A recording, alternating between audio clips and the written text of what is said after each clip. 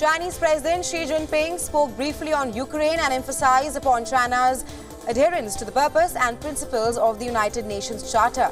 She was on a 3-day visit to Moscow, his first trip abroad since his re-election earlier this month. Both the countries described the trip as an opportunity to deepen their no-limits friendship. Speaking during a joint statement and signing ceremony with the Russian President Vladimir Putin, Xi reaffirmed China's objective position and stated that China supports peace and is on the right side of history.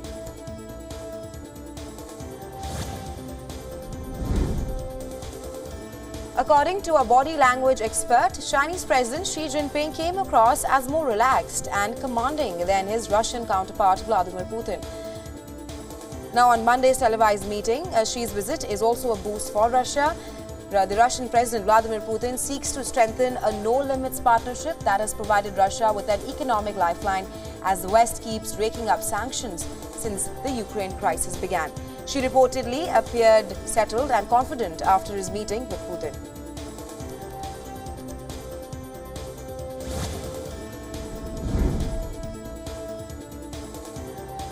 On Tuesday, Japan's Prime Minister Kishida met with Ukrainian President Volodymyr Zelensky in Kiev during a rare and unannounced visit by the Japanese leader. In a surprise visit, Kishida arrived in Kiev on Tuesday. He delivered a message of solidarity and expressed support for the war-torn country. Interestingly, Kishida's visit coincides with the Chinese President Xi Jinping's state visit to Russia. His trip was kept secret until the last minute for security reasons.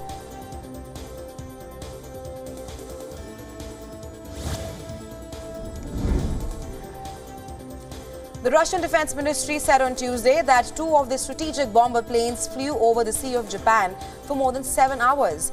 This news came amid Japanese Prime Minister Kishida beginning a trip to Ukraine. Now, the planes were seen over the Sea of Japan on Tuesday. They can be nuclear weapons, and Moscow regularly flies them over international waters. The Defense Ministry said that the planned flight was carried out in strict compliance with international law and was made over neutral waters.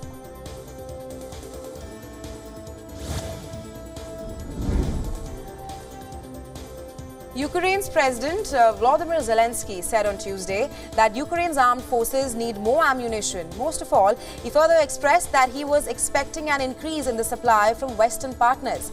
Zelensky said that Ukraine is expecting an increase in supply of precisely what needed of most right now. He also hailed Japanese Prime Minister Kishida's visit.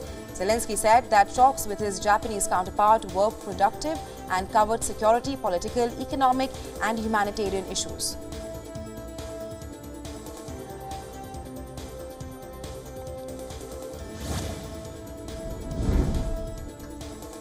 At least 9, including a child, were killed, over 100 injured as a magnitude 6.5 earthquake struck northern Afghanistan on Tuesday evening. The earthquake had a depth of 187 kilometers. According to the United States Geological Survey, the tremors were felt in parts of Pakistan, India, Uzbekistan, Tajikistan, Kazakhstan, Kyrgyzstan and Turkmenistan. The epicenter of the quake was in the Hindu Kush mountain range near the remote northern Afghan province.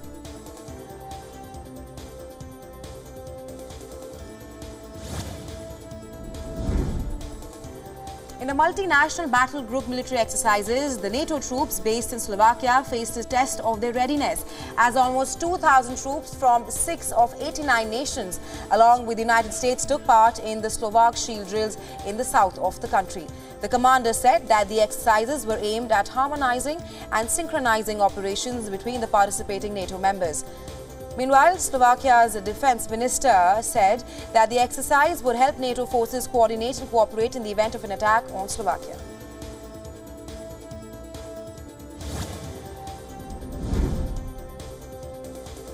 A demonstration took place outside a Manhattan courthouse on Monday, condemning former US President Donald Trump over an alleged hush money payment to porn actress Stormy Daniels during his 2016 campaign. The demonstration comes as New York City braces for a possible indictment of Trump over the charge. This would be the first time a criminal case is being filed against any US president. Trump had earlier urged his followers and supporters on social media to demonstrate and come out on the streets, and what he said was his looming arrest.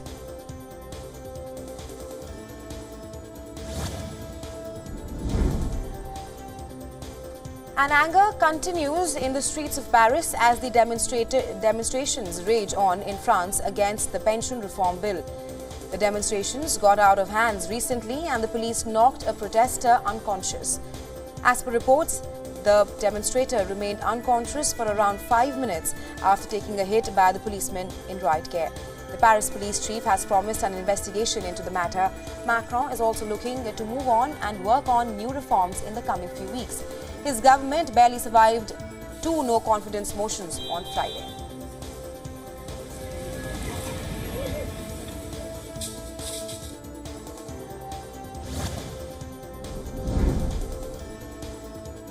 The Greek Prime Minister on Tuesday said that the country would hold a general election in May. This comes over widespread anger against his government regarding a train disaster that killed 57 people in February. The tragedy sparked controversy, anger and widespread demonstrations for weeks, striking a massive blow to Prime Minister and his government ahead of the elections.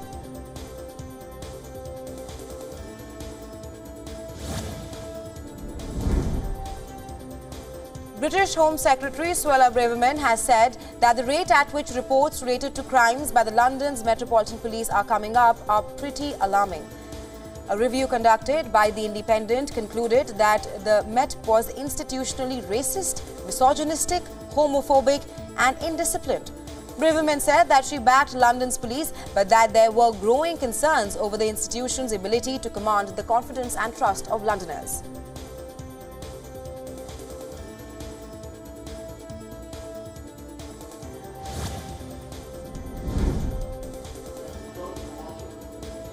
In a controversial move, Uganda's parliament passed a law that criminalizes identifying as LGBTQ. The new law gives authorities new powers to target Ugandans who already face legal discrimination and mob violence. The new law bans promoting and abetting homosexuality as well as conspiracy to engage in homosexuality. The violations under the law draw steep penalties, including death for so-called aggravated homosexuality and life in prison for gay sex. It will be sent to President to be signed into a law.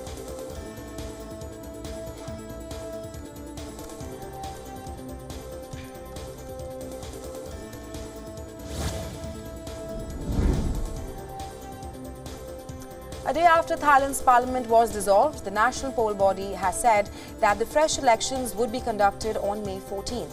As per the Chief Election Commissioner, candidate registration for Prime Minister will take place in early April. He further added that the early voting will take place on May 7th. Parties have already stepped up their campaigning for a nationwide electoral contest.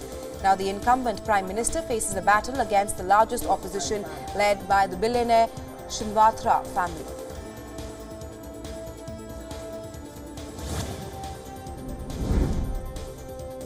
Nearly 500,000 students across Los Angeles did not have classes on Tuesday as the education support staff launched a 3-day strike. The strike, which was backed by a teachers' union, was focused on higher wages and smaller classroom sizes. The authorities also acknowledged that the workers were underpaid for years and said that they were committed to reaching a deal. And the walkout protest is expected to last till Thursday after last-minute negotiations broke down on Monday.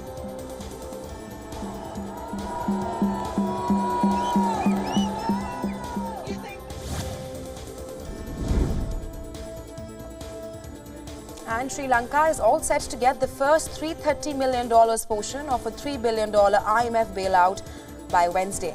The IMF's executive board on Monday approved a nearly $3 billion bailout. Sri Lankan President Ranil Wickremesinghe said that the program would enable the country to access up to $7 billion in overall funding. He said that Sri Lanka was no longer deemed bankrupt by the world. Meanwhile, Sri Lankans on Tuesday expressed hope with the IMF's fund and they said that it would ease some of the burden.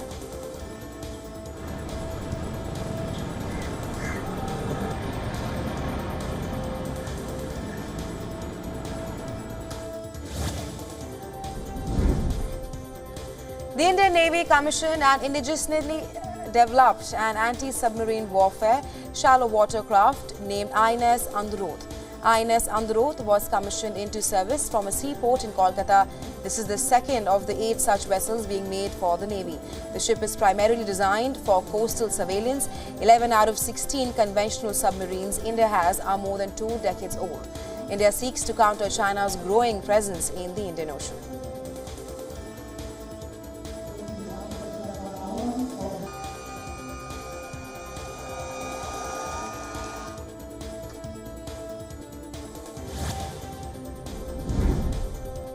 A UN report has warned that water, which is humanity's lifeblood, was facing an increased risk due to vampiric overconsumption and overdevelopment. The report was published hours before the UN Water Conference begins on Wednesday.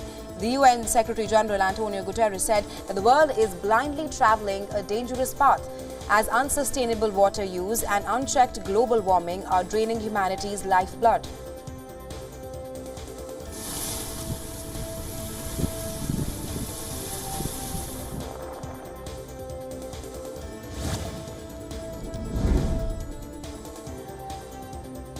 A drone video from California captured cars underwater on Tuesday. The aftermath in the latest spate of harsh wintry weather. Southern and Central California, as well as towns along the Pacific coast south of San Francisco, were swept away by these floods. The high wind warnings and advisories had been posted for a vast stretch of California. The storm is a result of an immense airborne current of dense water vapor carried from the ocean and funneled overland in bouts of heavy rain and snow.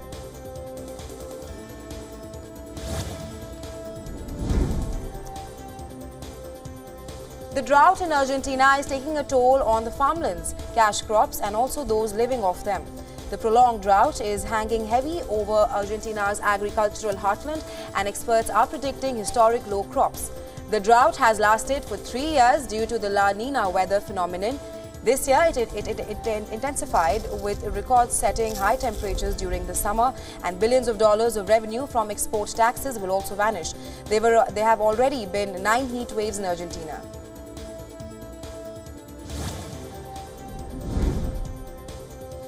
A Brazilian NGO had planted over 30,000 trees to reforest a mangrove wetland to mark Water Day.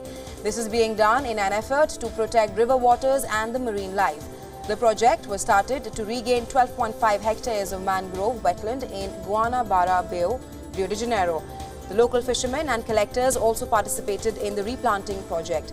As per an expert, a mangrove forest can capture between 2 to 12 times more carbon than a tropical forest.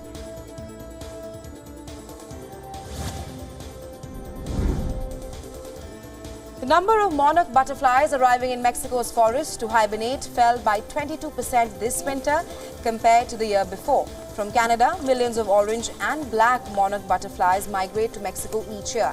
As per experts, the climate change had a considerable impact on the butterflies' migration pattern.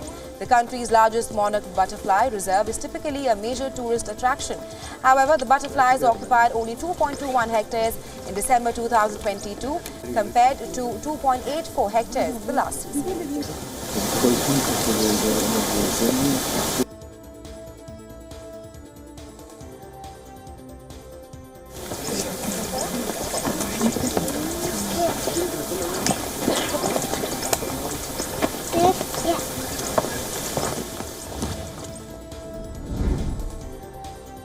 Spring season has officially started in Washington, D.C. as cherry blossom trees are nearing their full bloom. As per the National Park Service, the peak bloom of the trees would be from the 22nd of March through to the 25th. The cherry blossom trees were given as a gift from the mayor of Tokyo over 110 years ago. They attract over 1 million visitors to Washington each year. The blossoming of the trees officially mean that it is the start of the spring season in the United States of America.